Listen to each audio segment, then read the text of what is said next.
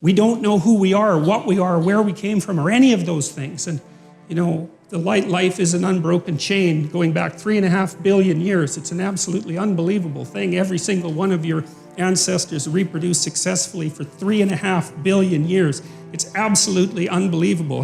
We rose out of the dirt and the muck, and here we are, conscious but not knowing, and we're trying to figure out who we are. And a story that we've been telling, or a set of stories that we've been telling for 3,000 years, seems to me to have something to offer.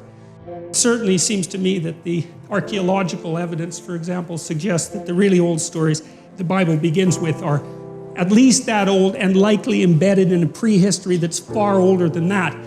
And so we know, again, in the archaeological record, there are records of rituals that have remained relatively unbroken for up to 20,000 years. It was discovered in caves in Japan that were set up for a particular kind of bear worship that was also characteristic of Western Europe. So these things can last for very long periods of time. We're watching each other act in the world. And then the question is, well, how long have we been watching each other?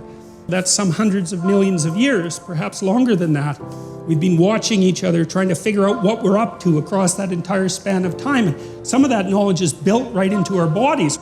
So we've been studying each other for a long time, abstracting out what is it that we're up to. And that's what is it we're up to? What should we be up to? That's even a more fundamental question.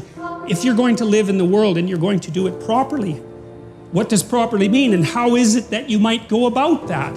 It's what everyone wants to know. How do you live in the world? Not what is the world made of. It's not the same question. How do you live in the world?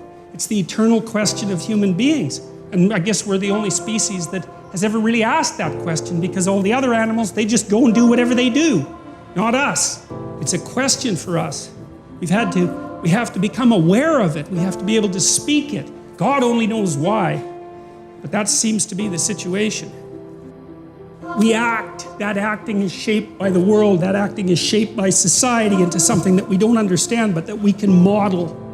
We model it in our stories, and we model it with our bodies. And that's where the dream gets its information. The dream is part of the process that's watching everything and then trying to formulate it and trying to say, well, trying to get the signal out from the noise and to portray it in dramatic form, because a dream is a little drama. And then you get the chance to talk about what that dream is. I had a dream once, and I'm speaking psychologically here, not theologically. I had a dream once.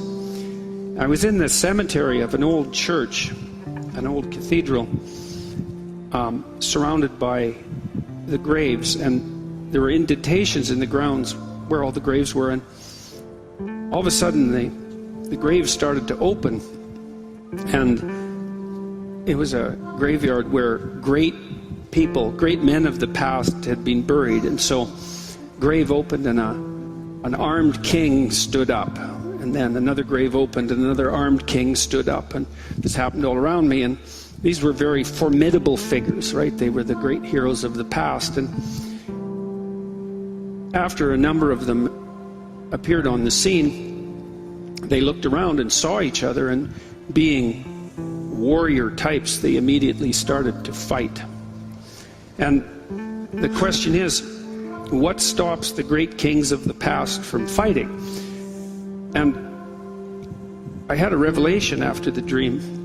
I can't remember if it was part of it, but yes, it was part of the dream. They all bowed down to the figure of Christ. I thought, and then I woke up and I thought, what in the world does that dream mean? What in the world could that possibly mean? And then I understood it.